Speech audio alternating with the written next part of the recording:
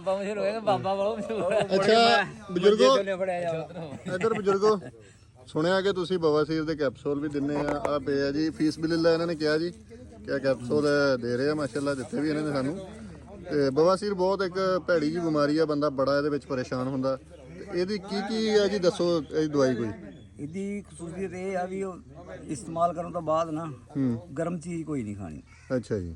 ਤੇ ਬਾਕੀ ਚੀਜ਼ ਰਹੀ ਹੈ ਇੱਕੋ ਹੀ ਕੈਪਸੂਲ ਜਿਹੜਾ ਨਾ ਮੁੜ ਕੇ ਦੁਬਾਰਾ ਲੋੜ ਨਹੀਂ ਪੈਂਦੀ।